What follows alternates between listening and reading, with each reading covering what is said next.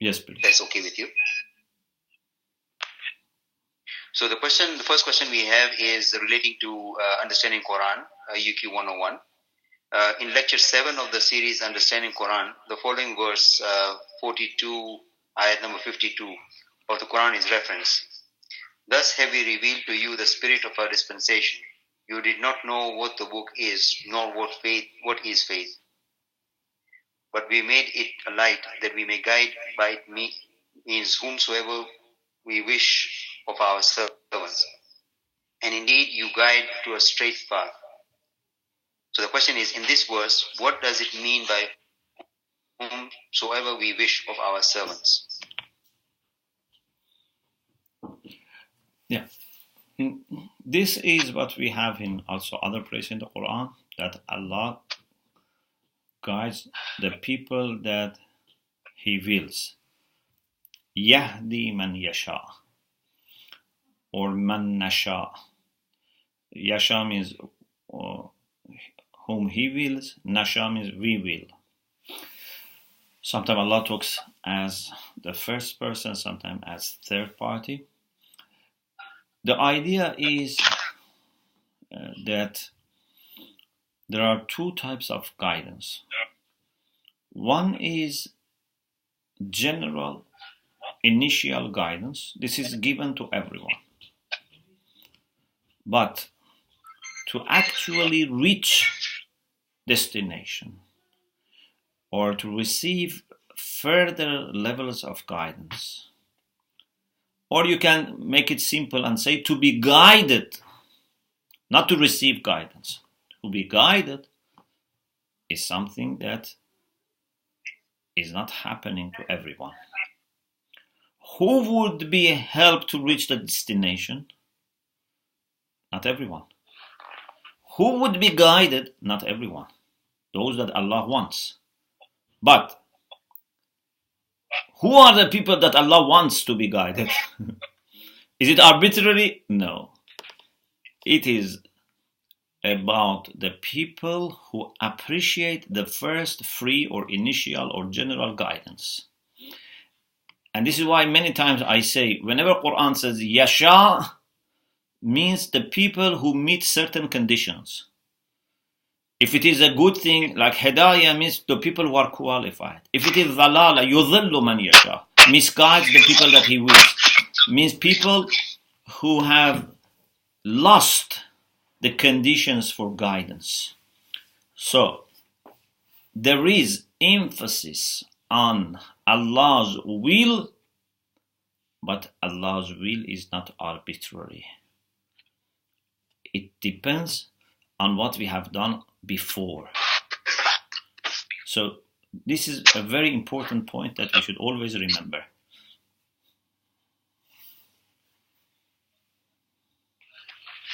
Thank you very much, Sheikh. You're welcome. I'll go to question number 2, which is from ethics. Yes. And the question is about intention in actions. Yes. Is it possible to rectify our intention after the action is made, or must it be made before the action is performed?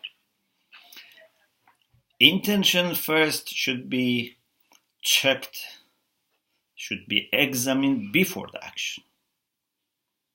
Because sometimes, maybe, if I am unhappy with my intention, I don't do it. Or I stop, I change my intention, I purify my intention, and then do it. So, certainly, before doing something, we have to check our intention. But also, at the time that we are doing something, we have to, again, monitor our intention. For example, it's not enough that I start my prayer with pure intention, but in the process I forget or my intention is changed to bad thing.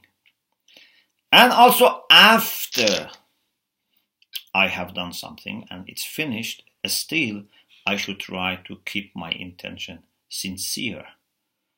I shouldn't do something sincerely and then after that I go and show off, for example. So before, during, and after action, the intention has to be examined and checked.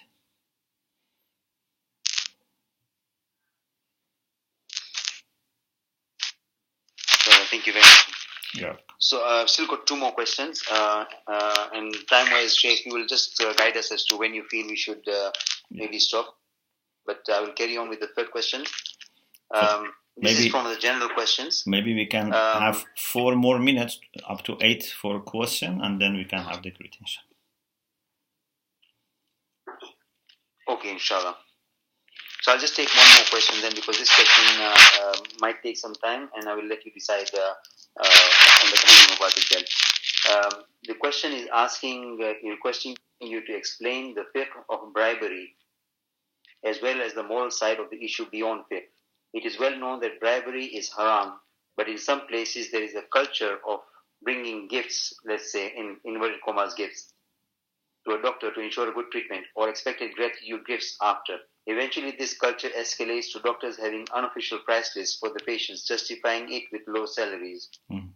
So where is the distinction between just giving a gift or spreading a deadly social disease? This is very difficult issue, like anything which becomes a culture. You know, if it is not a culture, then you really understand easily, you know, what is to be done, and you can practice it. But when it's a culture, even if you have difficulty in understanding, is this really a bribery, or it's just, for example, you are giving some tips, you know, some gifts. It's very difficult. And actually, this is one reason why Islam is very much trying to stop these bad things in the beginning. Because if we don't stop bad things from the beginning, then when they become a kind of norm, na'udhu billah, a kind of established culture and custom, then it would be very difficult. It needs a kind of, you know, big transformation or revolution to change these things when they become culture. So, my humble understanding is this. Of course, everyone should, you know, check with their marja. But my humble understanding is that, first of all, you never give something to ask someone to do something which is not legally or morally or religiously right. Because you demand something illegal or something immoral, you'd never give a gift or money or whatever. Certainly this is not permissible. It's better to leave it altogether. Sometimes it is your right. It is legally also okay.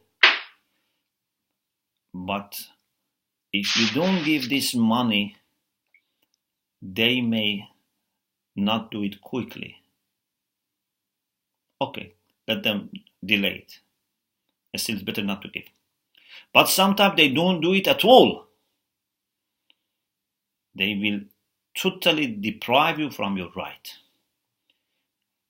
If this is something that still without it you can carry on. For example, you want to get planning permission to make a new, I don't know, investment site, for example. You want to make it, I don't know, a hotel or whatever, and without bribery they don't give you permission even if you have legal rights. I think still it's better not to give bribery if it is not necessary. But if for your treatment of your family, your children, or someone has, taken away your home, and the only way is to give what is normally expected in that society as a gift, or whatever they call it, there's no way to have your right, which is important, which is not simple, then here it might be different. So as much as possible, we should treat this with maximum caution, because not only this is going to be questioned by Allah subhanahu wa ta'ala because of the immediate action that we do, it would be also questioned because it would lead to other people also doing the same thing. So we should never take it as something normal, even if it is, God forbid, a kind of norm in that society. It's not normal. It's not acceptable. It's not to say, okay, we have reached a level that now, okay, we just do everything like this. No. You should keep it to the minimum, to the really, really necessary things. This is my humble understanding. May Allah, inshallah, save all societies from this disease.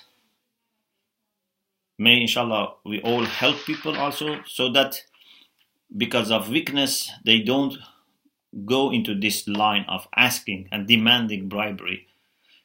It's a very big disease, and it can really make a society corrupt. Because stop with little by little, then nothing will be really in its proper place.